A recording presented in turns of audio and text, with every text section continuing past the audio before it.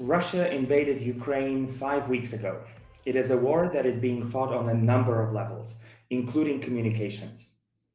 Ukraine's resistance has captured the global media attention.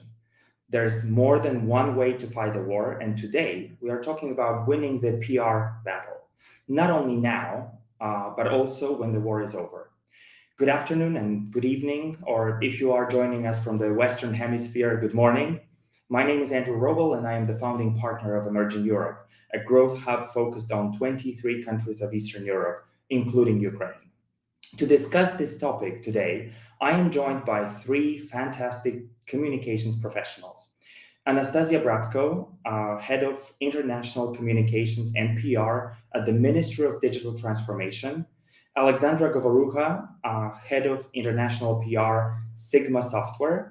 And Tatiana Morozova Skydan, Head of International Communications at UNIT.City. UNIT.City. Ladies, welcome to Live on Emerging Europe. Hi. Hi, everybody. Thank you very much for joining us today. So I started by talking about the invasion and the war, and I need to start by asking you about using the right words when describing the event. 2 weeks ago, I was at MIPIM, a large real estate conference in Cannes, and the organizers referred to the dramatic events in Ukraine not as the war, but as dramatic events, really. And this is not the only case, and even when people talk about the war, they sometimes talk about the war between Russia and Ukraine. And again, this is not how we should talk about it. So how do you see it from your personal perspective, but also as a communications professional? And this question is open to the three of you. So whoever wants to take it first, go ahead. I will start if you don't mind. So hello, everyone. Yeah, of course, this is a common problem. And yeah, indeed, despite all the fact that war in the east of Ukraine is lasting since 2014, media and society, European world community, they keep calling all these crises, conflict, whatever. And especially I had I will give you an example. When I crossed the border and I took first my kids to our friends in France, my friend, he was in charge and he was initiating a huge volunteering initiative in a small city, Saint-Quentin. This is close to Paris. And he asked me to assist him when he had meeting at mayor's office. And the first thing the deputy of mayor did when she was hosting this meeting dedicated to upcoming events in France, and they were expecting a lot of Ukrainians and ready to help. Of course, this is all very human-oriented, but still, the very first phrase she pronounced was like, due to the crisis in Ukraine, and I had the bravery to interrupt her and to tell her, please, I would beg you just to stop, call it crisis in Europe. This is war, which is already lasting more than the Second World War. And this is the issue we are dealing with. And you will ask, of course, later what we are focusing on and how we collaborate with media. Every time we meet this sentence, we fix it immediately because this is war. We should call things like it. By their name. Yeah, of course, by the name. Anastasia or Aleksandra, would you like to share your experiences here? I'd like to catch up here, Anastasia, if you don't mind. I'd like to show you a different perspective of this question. According to psychological definition, Russia behaves as a typical abuser. And what happens when you confront a person who is abusive? Clinical psychologists explain that instead of going to dialogue, an abuser first avoid responsibility. And what we see here, Russia says it's not a war of Russia against Ukraine, it's a special operation, a conflict, whatever. Also, abuser become defensive. Russia says it's Ukraine and NATO who could fight us. We just did it first, which is not true. Abuser denies the problem. They say that there are no Russian troops in Ukraine. There are no problems for Russia's economy with sanctions. Or they name the quantity of killed Russian soldiers, which is 30 times fewer it really are, and so on and so forth. Also, abusers doing gaslight, like Russia don't kill civil people. It's Ukrainians use them as a shield. You've heard that a lot, I think. Also, they're saying that they were Azov soldiers in the maternity house in Mariupol, no pregnant women or babies, while facts and photos of independent international journalists show the opposite. Also, abuser minimizes, like Ukraine is not a state, there are no Ukrainian language and culture. They are our young and stupid brothers. Ukrainians are drug, alcohol addicted, narcissists, etc. And the last one, abuser shifts the blame to you. Like if Ukraine elected another president, or didn't want to join NATO or European Union, there wouldn't be a war in Ukraine. Oops, it's not a war, it's a special operation, right? So what I see that it's particular the PR policy to spread such messages, and some media just follow that, and this is the true what we see here, and we just should go opposite and to tell the truth. Thank you, Sasha. Anastasia, what's it like from your perspective? From my perspective, like of course, in first month of war, it was mostly they use the notion like a crisis or conflict. It's true, and it really depends on media outlets. But as of now, as I see the situation and interviews we are holding with various journalists, they mostly started to use war. I had this conversation with Reuters journalist and asked him, "What is your policy about, using conflict?" Because I've seen it in one of the headlines, like a huge article about Ukraine, and he told me that actually editors they had a talk with journalists and asked them to use invasion and use war. So, I do believe that the situation will improve, and actually I think. At the beginning of the war, nobody actually expected that it will be such a full-scale war. So probably even me, I was like expected it would be just another crisis.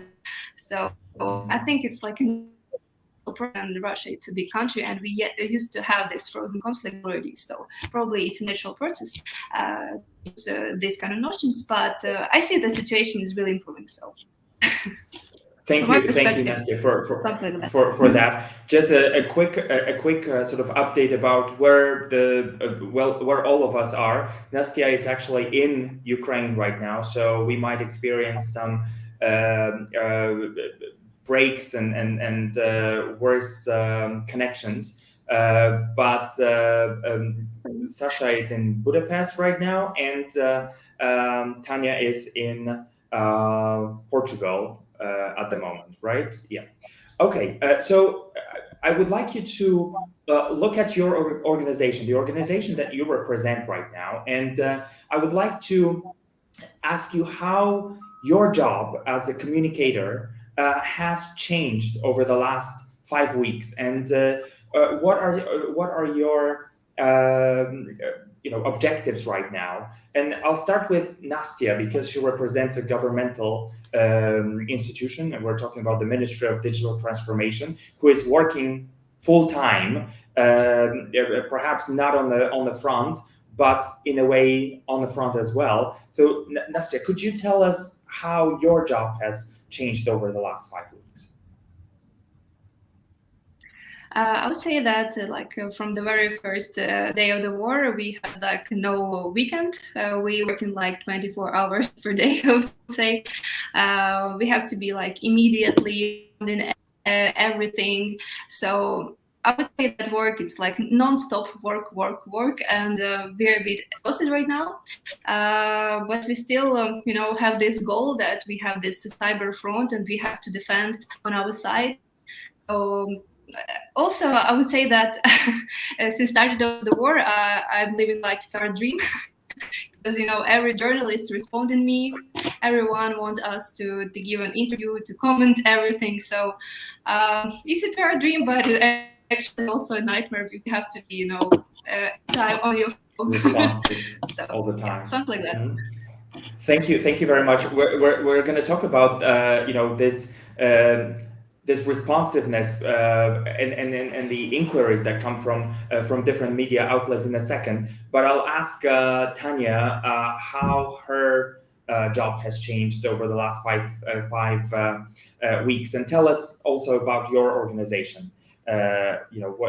How you compare the work you did before the 24th of February and now. Yeah, of course, the focus, the priority is people, of course, the team. And first of all, we had to make sure that everyone is safe and we keep collaborating and working together. So people, team is safe. So the very first weeks were dedicated to the common job with other communication leads and PR activities of Ukraine and providing official messages from Ukraine to global and European media. So that was the focus of first 3 weeks. Now, as everything more or less set up with a team and teamwork, I even can provide a piece of good news on behalf of UNIT.City, because right now we are developing together with EO Business Incubator acceleration program for startups who have opportunity to connect and to keep up with the startups. Probably it may appear that this is not the right time to dedicate time to startups, but ones who have this opportunity, who are relocated to western of Ukraine, or maybe located right now somewhere in Europe, they can learn from best mentors of the world. And again, the war will over very soon, and we have to take care of the country. So this is a priority. And also, as you know, UNIT.City is a part of huge Ukrainian holding, UFuture.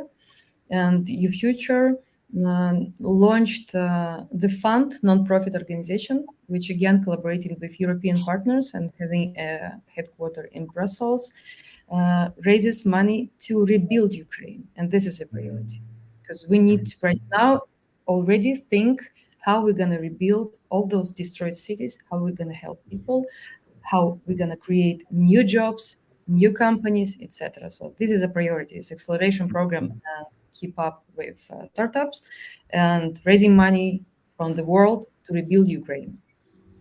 This is an important point that you've raised, and if we look at the Second World War, the first attempts to discuss how to rebuild Europe after the Second World War were already started in 1941. So long time before the end of the war. But it is really vital to start thinking about how to rebuild the country, but not only infrastructure on the infrastructural front, but also on the institutional front and a number of other areas. Sasha, you run PR and for one of the largest IT companies in Ukraine. How has your job changed over the last 5 weeks? First, I moved to safe place in Budapest and took my family here. And of course, first of all, I was thinking about safety of my team. We are all spread it in the world right now in different places. And for me, in terms of remote team, nothing changed since COVID started, because we've been working remotely since 2020. So it's still comfortable for me to work from any place. But of course, the team was stressed, as I was as well. And it took us some time to concentrate on our job again. And actually, it helped us because when you can switch your mode, your thoughts from negative news to something important for your business, it helps a lot to stay sane and to stay in a good mood. So besides my volunteering job on PR front, my main job is build Sigma software reputation abroad. And it is still like this. And together with my team, Denis, Angelica, Julia, and Valeria, we continue doing this work according to our company business strategy. Of course, the strategy has changed a bit. Our main focus now is to hire European developers in Romania, Hungary, Bulgaria, Slovakia, Slovenia, Portugal, because our business, despite the war, is growing and we need more developers.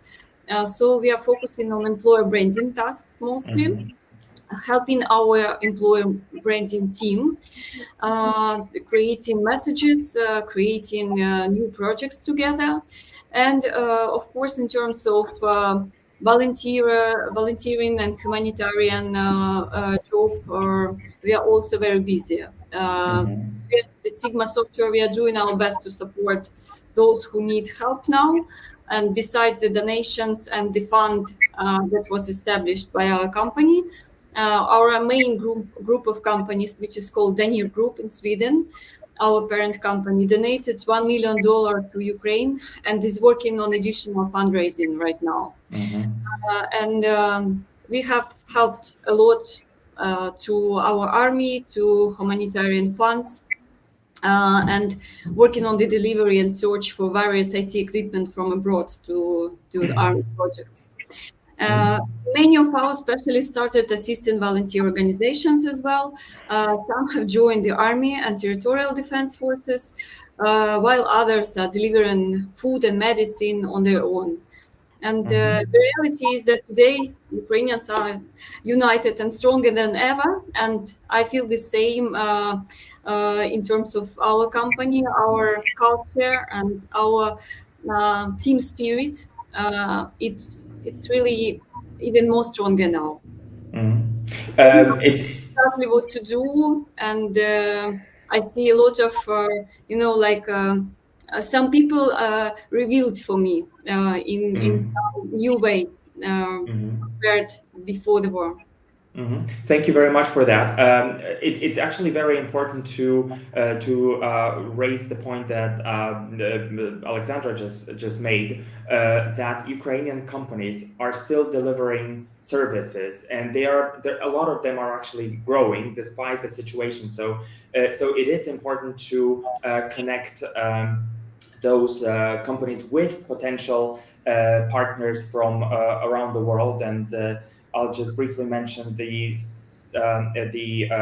Support Digital Ukraine initiative that Emerging Europe, together with some of our partners here, actually, is running to make this connection and to also communicate better to the world that we are, and by we I mean Ukraine, despite me not being Ukrainian, are actually delivering those services. So on that note, I just wanted to ask you about your biggest success now during of course, we're talking about communications, your biggest success during the last 5 weeks. And I'll ask Nastia, because I know that, and she also mentioned being in touch with a lot of journalists now. So what is your biggest success right now when it comes to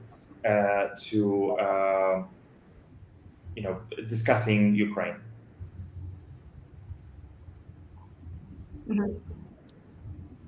Can you hear us? Hopefully you can hear me. Well, yes. I would say when I think about my successes, so probably the most successful case, it was I was thinking what kind of top tier media I need want to have an interview for Mikhailo Fedorov, and I think about that. Open my Twitter, I found the editor-in-chief. I texted him. He responded me in 20 minutes, and in half an hour we just had all interview with a great journalist. And I think it's amazing how responsive become journalists to us. And I mean, it's great. I had any kind of vacation right now, and I don't know. It's really long list, Washington Post, Wired, New York Times, Time. So just it's cool experience, to be honest. I mean, it's horrible to say it's a war in Ukraine, but it's really cool experience for me. Thank you very much for that, Sasha. Tanya, what's your what are your biggest successes now?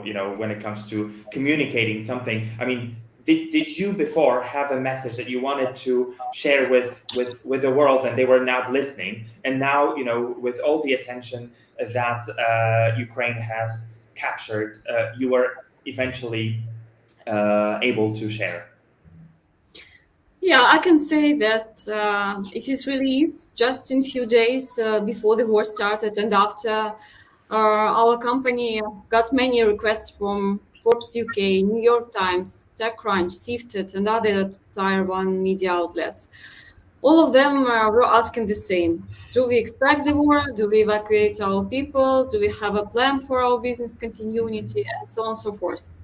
In normal life, it's my team who had to approach such media to be mentioned. And we previously created different ways to get on their radar. But due to the war, we attracted them as a magnet. Although my role is to make our company visible in the global arena, I wasn't so happy with those media requests. I was telling my colleagues at the time that I wish they reached to us because of our tech achievements, not because of the war. Nevertheless, we quickly replied to all the requests, provided journalists with additional information about the war status, not only about our company, but about Ukraine in general as well. I also joined a group of PR volunteers who helped the Ministry of Foreign Affairs to spread the word about current situation, create the right messages, translate them to English, and connect with foreign media. Now I see that the first wave of media interest has rolled back. The news are constantly changing, and it's hard to stay on its top forever. And this is another trap. In order to stop Russian aggression, we should remind about Ukraine every day, about unprecedented acts of violence, threat to the global democracy, and eco-terrorism. And talking about my biggest success, I'm not sure I had some huge success here because it's definitely not my competence, crisis communications and war communications. But I can say that I changed the mind of one famous journalist in personal communication with him, who is opinion leader, and he was thinking like Russians are not all Russians are bad people. They also suffer because of sanctions and so on and so forth. And that maybe it's not so human to do such sanctions and to ask some tech companies to leave the Russian market and so on and so forth. And I had a conversation with him, and later on I saw his post that he was already talking like we did, like messages like we created, because important. Do not forget the difference between suffering of children in Mariupol and children in Russia who are suffering without McDonald's, H&M, and Spotify. Thank you very much for that. Tanya, would you like to add something here? Yeah. Of course. So on daily basis, I keep reaching media journalists and spreading official images, messages, videos with them, and so we keep up with all this. But also regarding the success, so we have just imagine months and a half ago, we were discussing the possibility of bringing to a Viva Tech event, which is going to happen in the mid of June in Paris, Ukrainian startups, and they're organizing, they were naming crazy prices for all this, which is pretty normal for them. But now they offer free space, free booths for Ukrainian startups. And this is again, to get new possibilities to promote the startups, to promote Ukrainian tech ecosystem, and world-known events, they suggest to their scenes and all these opportunities for Ukrainian startups. So this is the point. And yeah, we're gonna work on this. We're gonna promote this opportunity, and we're gonna help Ukrainian startups to present their products and services. Because again, the war is over, and we need to come back to normal life and to all our activities as soon as possible. So thank you very much for that thought, because that's what I wanted to sort of to relate to, because we are in the circumstances right now, but like we said before, we need to start thinking about the future as well. How do you think what has been going on now, and I'm talking about this openness to talk about Ukraine right now, these these people who want to help, all that will translate into how Ukraine will be perceived or communicated about going forward. Do you think that this will in a way help? I hope so. Yes, it's gonna help. It's gonna help huge, I think, because prior to war, Ukraine has already created that image of really progressive country with numerous success in technologies, innovations, etc. And Sasha will confirm. Then, like 5 months ago, Ukraine was represented at Web Summit, the workshop we held there. It has a huge line of people eager to listen and to learn more about Ukrainian tech ecosystem. And right now, again, then people across the world, thanks to the efforts of communications of different companies, they see that Ukrainian IT specialists keep working. And just prior to this, our live stream, we had conversation for the podcast of Dominique UNIT.City with Irina Sopronuk, editor-in-chief of TechUkraine.org. And she was mentioning the number, just mentioned 70% of IT companies, of Ukrainian companies, keep working, keep delivering. And again, the world sees that no matter what, Ukrainian companies keep working. And this is, again, empowers that image of progressive Ukraine, of Ukraine as resistant. Yeah. I agree. So after that, we will have the image of even stronger Ukraine. We have. Sasha, would you like to add? I agree with Tanya. What I see now, being in Hungary, I even visited several events here, already some startup events. And what I hear and what I see from people here, that they are really inspired by our resistance and by our hardworking spirit. And I think that we are now only doing our brand of the country stronger, and it will help us in the future. Definitely, I'm sure. But also, I should mention that we revealed to the world as a very positive nation with a sense of humor, because so many memes, songs, stories, comics, poetry that was created about army's strengths, and not only of the army.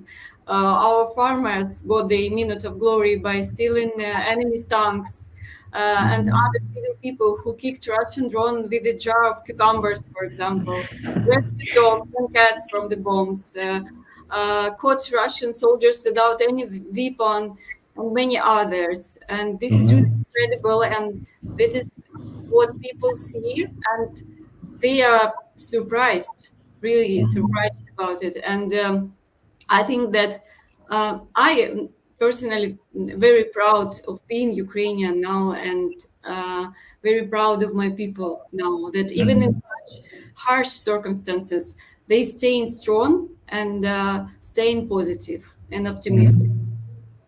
So let me ask you a different question right now. I kind of related to that a bit earlier, but I wanted to reiterate that. I was I mean, over the last 6 or 7 weeks, I've been talking about Ukraine with, foreign media representatives, and sometimes I had to keep the story straight, meaning I had to educate them about certain things. I remember this conversation I had with a journalist from the US about the startup ecosystem in Ukraine, and the journalist who was actually responsible for covering the startup ecosystem and VCs in different countries had no idea that, for example, Grammarly was a Ukrainian company. So if you were now to tell us one message that you would like to share about Ukraine, that things that people are completely unaware of in Western Europe or in the US or in other countries, what would that be? That you are strongly positive about, but nobody knows it. That's a So difficult let question. me jump in. Tanya. I would say on one phrase which has been invented last year when we have common brainstorming work with Ministry of Foreign Affairs, Ministry of Digital Transformation, Ukrainian Startup Fund, many stakeholders of Ukrainian IT clusters, etc. So we invented one phrase which can describe and will describe Ukraine, especially in our industry. Everything is techable with Ukraine. Techable, like doable, manageable, techable. So in terms of technologies, innovations, mindset, digitalization, we have huge talents and we proved it already. And after the war, we will only fortify this image and it will go on. So if you think about technology, you must not think about Ukraine. That's the message here. Ukraine is basically the country to look at when we're talking about technology in Europe. To invent technology, to fry the technology, to improve it, and to execute it. It's about Ukraine, yeah. Nastia, what about you? I know you are dropping off and kind of reappearing every now and then. That's because of the internet. But hopefully you will be able to answer one question. And we know that the Ministry of Digital Transformation is doing absolutely a lot when it comes to digital transformation, but also anything related to building the tech ecosystem in Ukraine, or strengthening, I should say, because the ecosystem is already there, so strengthening and improving further. What is the message that you haven't had a chance to share with journalists, with the world, that you would like to share with us today, that people don't know globally? Actually, I would like to say that before the war, it was really, really hard to communicate on behalf of the state of Ukraine, and to approach journalists and prove and convince them that we are really country in terms of tech. I mean, I'm not sure how it works with business entities. I'm sure should be a bit easier. But if you talk from the government agency, there is this perception of Ukraine as a country, not as just a technology company. So as of now, we're trying to do our best, and I really believe that with all this highlighting the news, our Twitter diplomacy, we really build a new image, a new vision of Ukraine, which is cool, which is using the most modern technologies. I mean, even our case with crypto donation is the NFT museum to commemorate the war. I mean, it's like super cool solutions, and everyone is amazed what we are really doing. So I do believe that after the war, a perception of Ukraine will be just another, and that's what drives me actually to do my job. And I believe my colleagues also feel this vibe and this energy, that the perception of us is changing. And I have to say that and congratulate you on being able to attract the attention of international business leaders as well. I mean, I'm talking about Tesla, but not only that one, and especially when the communication to encourage them to stop operations in Russia.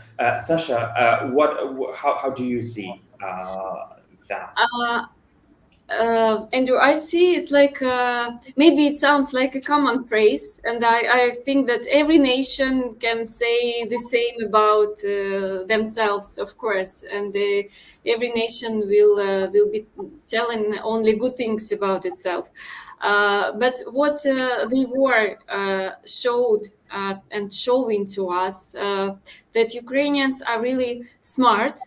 First, it proves the Ministry of Digital Transformation, which is our really huge power and which helped the army a lot, and our tech talents, cybersecurity guys who helped a lot.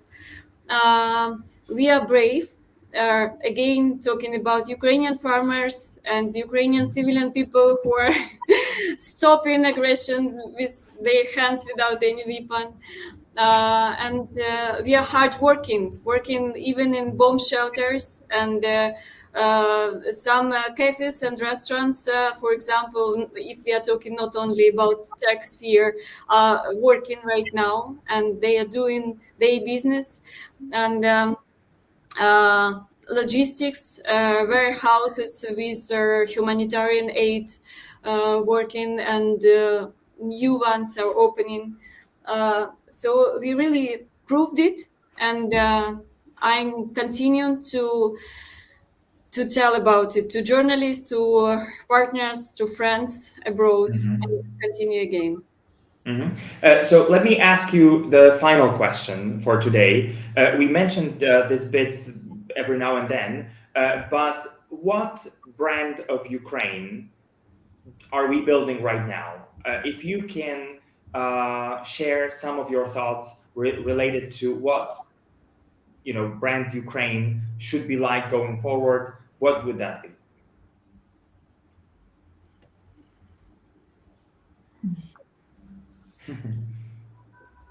Ukraine, which is not staying aside from European and global agenda. Ukraine, which is not ombilico del mondo, like Ukrainians say, по-українську, я не знаю, як перекласти, пуп землі. Not like this, but Ukraine is one of the most powerful players on world chessboard, I would say, with a lot of talents, and again showing wisdom, showing bravery, showing talented people, showing its own way, and of course the country with dignity in many ways. Sasha, Resilient and defending the global democracy. I would say like Ukraine is a trendsetter for the whole world, and a country that's not afraid of anything. So, and you can be free in any way here. Freedom of speech, freedom of being yourself. So it's about Ukraine. Thank you very much for all the thoughts today. We were talking about winning different battles in different fronts. And one of the fronts is obviously communications, and it's clear that Ukraine is winning this war for sure. We have seen all the support that has poured from really around the world to Ukraine, and all the help that the country is receiving. Again, a short message to those who are watching us right now. Ukrainian companies are working, they are delivering their services. If you want some help from those companies that are operational, and most of them are, reach out to them. In this way, you will also contribute to rebuilding the economy once the war is over, and feel free to join Support Digital Ukraine initiative. You can find all the information on the Emerging Europe website. And if you want to partner with us, if you want to join this initiative, do so. All the information is on our website. Thank you very much, ladies, for joining us today. It was a real pleasure to talk to you. A huge thank you to Nastia, who is joining us from Ukraine, actually. And stay safe, and все буде Україна. Thank you, Oh. Andrew. Thank you, Andrew, for being such a good friend of Ukraine. Thank you. Thank you, girls. Thank you, Andrew. It's a pleasure to talk today. Stay safe. Слава Bye-bye. Україні! Героям слава!